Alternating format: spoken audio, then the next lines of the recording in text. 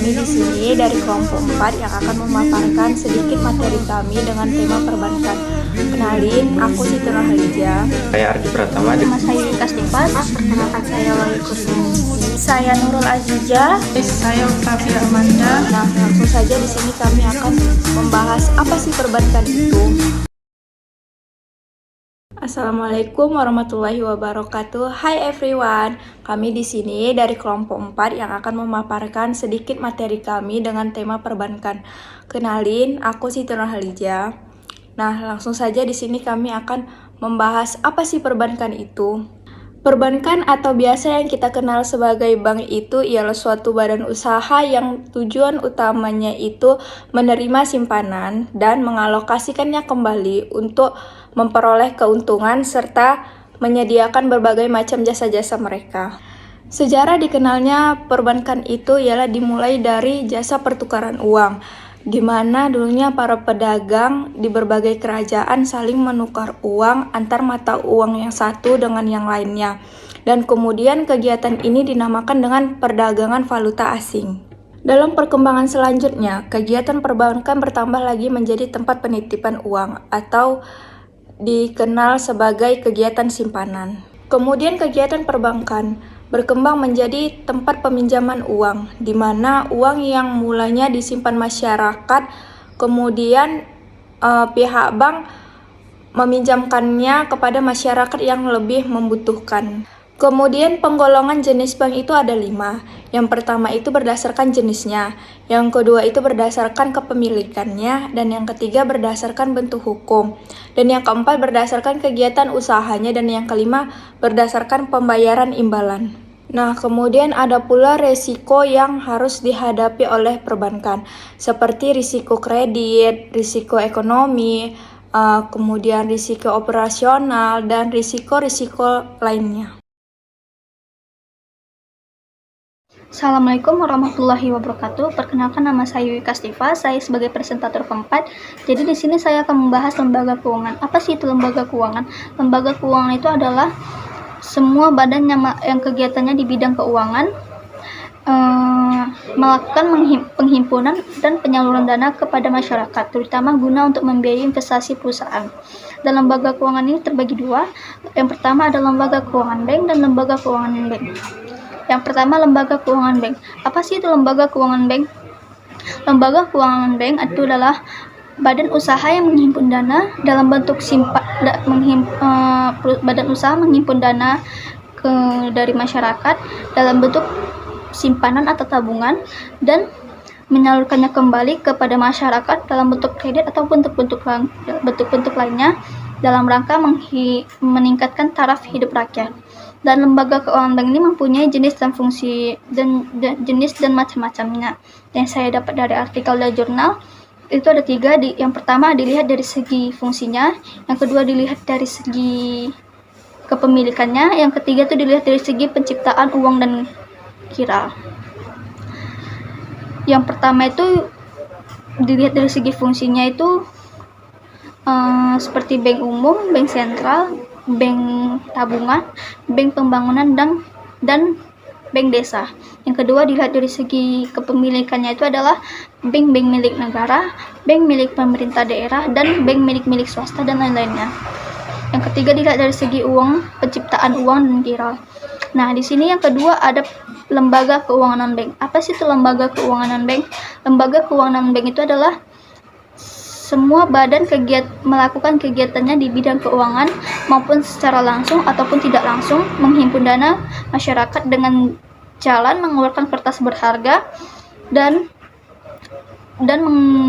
menyalurkannya ke dalam masyarakat, terutama guna untuk membiayai investasi perusahaan. Maksudnya itu untuk menunjang pengembangan pasar uang dan modal, terutama pemasaran modal investasi perusahaan. Dan di sini lembaga keuangan non-bank itu mempunyai macam dan jenis-jenisnya. Yang pertama ada jenis-jenisnya itu. Yang pertama lembaga keuangan pembiayaan, yang kedua adalah lembaga perantara penerbitan dan perdagangan surat-surat berharga dan lain-lainnya. Dan di sini jenis-jenis lembaga keuangan non-bank itu yang pertama ada asuransi, ada modal ventura, ada pegadaian, ada leasing atau sewa guna, yang habis itu koperasi, habis itu pasar modal dan pasar uang dan anjak piutang. Sekian materi yang saya bahas.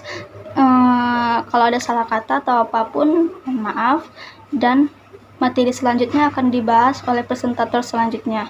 Terima kasih. Assalamualaikum warahmatullahi wabarakatuh. Assalamualaikum warahmatullahi wabarakatuh. Halo semuanya, saya Ardi Pratama dengan NPM 84. Di sini saya akan melanjutkan materi yang telah dibawakan oleh teman-teman saya tadi. Nah, tadi kan kita sudah mengetahui nih apa sih pengertian dari bank itu. Selanjutnya kita harus mengetahui juga tugas dan fungsi bank. Jadi saya di sini akan membawakan materi tersebut. Nah, pertama kali saya akan menjelaskan apa sih fungsi Bank Indonesia. Nah, dalam rangka mencapai tujuan Bank Indonesia sebagaimana yang ditentukan dalam pasal 7 Undang-Undang Bank Indonesia, yakni mencapai dan memelihara nilai rupiah, maka Bank Indonesia mempunyai tugas pokok nih. Apa-apa saja? Yang pertama itu ada menetapkan dan melaksanakan kebijakan moneter, lalu mengatur dan menjaga kelancaran sistem pembayaran, yang terakhir mengatur dan mengawasi bank. Nah, kenapa sih tugas-tugasnya semua itu? Nah, hal ini demi mengingat bahwa untuk mencapai kebijakan moneter yang efektif dan efisien dilakukan dengan mengendalikan jumlah uang yang beredar. Diperlukan suatu sistem yang efisien, cepat, aman, dan handal.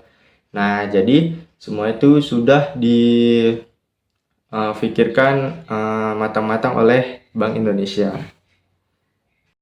Nah, tadi kan kita sudah tahu nih apa sih tugas-tugas Bank Indonesia itu. Nah, selanjutnya kita harus mengetahui juga apa fungsi dari bank sebagai lembaga keuangan. Nah, fungsi utama bank yang diatur dalam pasal 3 Undang-Undang Nomor 10 Tahun 1998, yaitu fungsi utama perbankan Indonesia adalah sebagai penghimpunan dan penyaluran dana masyarakat.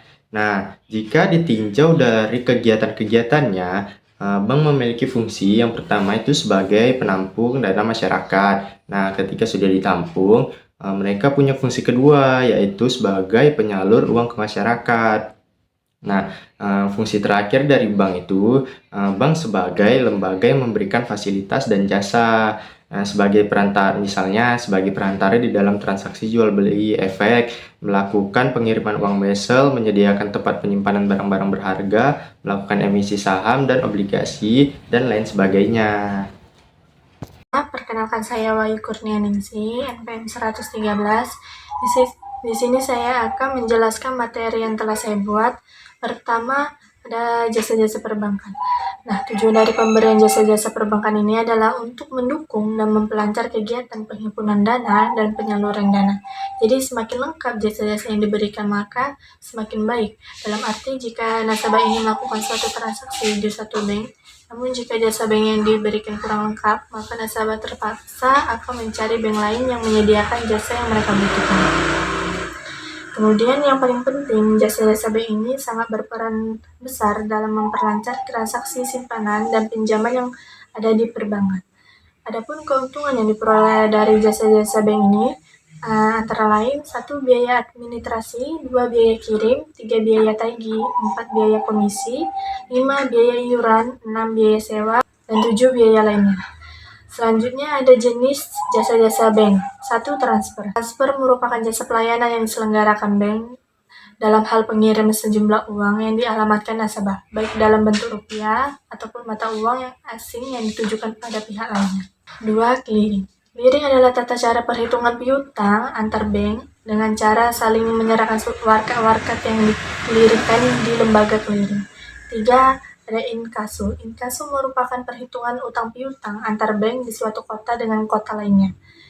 Terus yang keempat itu ada banknotes, merupakan uang kartal asing yang dikeluarkan dan diterbitkan oleh bank di luar negeri, bisa disebut juga devisa tunai. Yang kelima itu ada bank garansi, adalah jaminan yang diberikan oleh suatu bank kepada pihak tertentu atau nasabah dalam bentuk surat pinjaman. Sekian dari saya. Makasih. Saya Nurul Azizah. Selanjutnya saya akan menjelaskan peranan perbankan dalam meningkatkan perekonomian Indonesia. Perbankan sebagai motor penggerak ekonomi mempunyai beberapa peranan. Yang pertama itu yaitu menumbuhkan sektor usaha kerakyatan. Yang kedua itu meningkatkan kemampuan ekonomi dan ekonomi pengusaha. Dan yang ketiga itu sebagai sumber pendanaan. Nah, Indonesia sendiri juga adalah salah satu negara yang berkembang sehingga keberadaan perbankan itu menjadi semakin penting. Karena keterlibatannya dalam menyalurkan kembali dana kepada masyarakat yang akan sangat membantu proses perekonomian. Selanjutnya, perkembangan dan pertumbuhan perekonomian nasional juga tidak terlepas dari peran serta perbankan yang sangat besar memberikan kontribusi kepada masyarakat yang ada di Indonesia. Selanjutnya itu perbankan di era COVID-19. Pandemi COVID-19 itu telah menekan ekonomi menekan ekonomi sejumlah negara yang terutama Indonesia. Dan virus corona itu menjadikan beban bagi ekonomi Indonesia. Contohnya seperti perdagangan, terus karyawan-karyawan yang banyak di PHK dan pariwisata.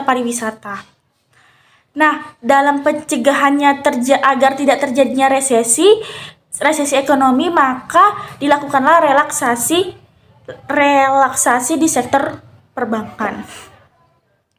Dan sebagian besar negara juga melakukan cara agar COVID-19 itu tidak berdampak semakin dalam pada sektor perekonomian.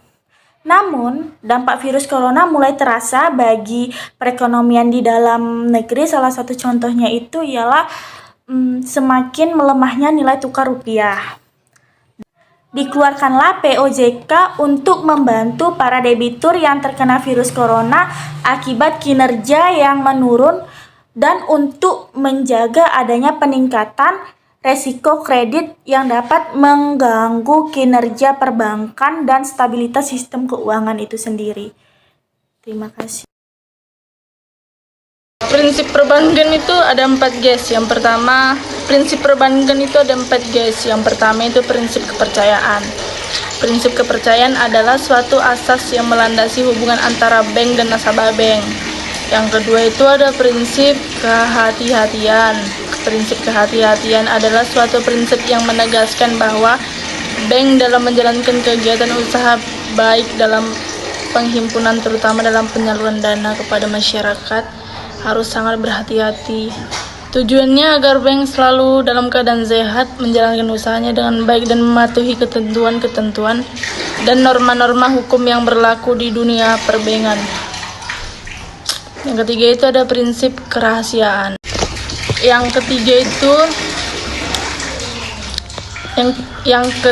itu ada prinsip kerahasiaan.